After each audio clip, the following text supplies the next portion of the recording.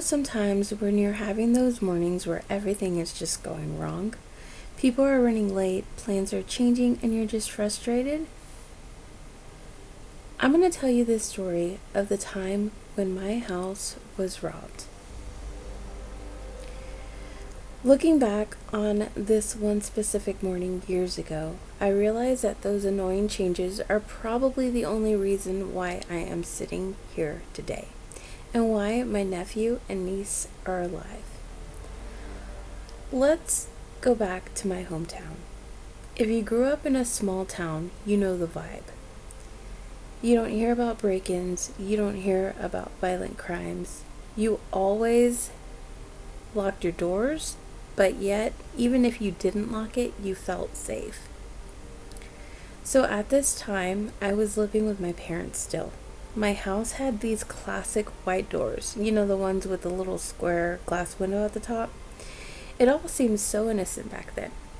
But on this particular day, my sister was running late for work, and usually I babysat my nephew and niece at my house. But because she was in such a rush, she asked me to come over to her place instead.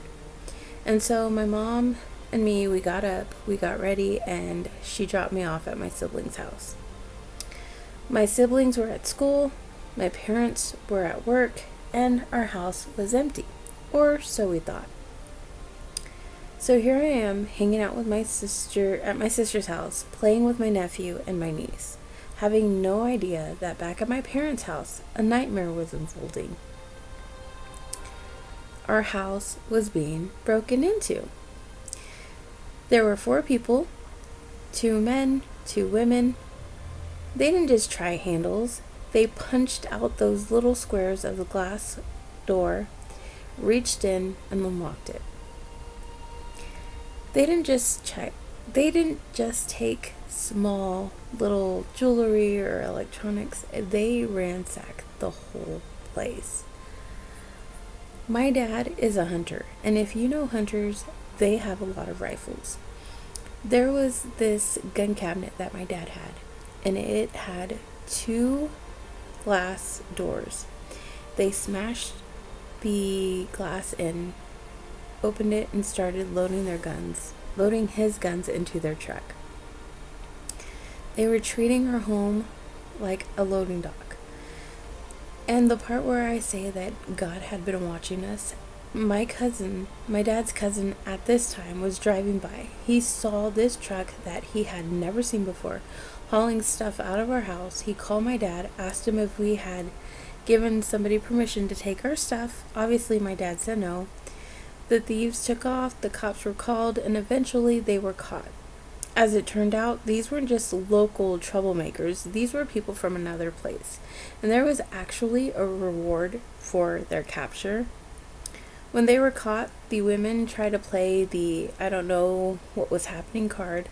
But the scary thing about this is the what ifs. If my sister hadn't been late, if I had stayed at my house with all those guns around and those fugitives, I don't know what would have happened to us. But the craziest thing about this whole story is the reward. My dad's cousin turned them in. He saw all of this going on, and he did not even see a single dollar from that reward. That's small town justice for you.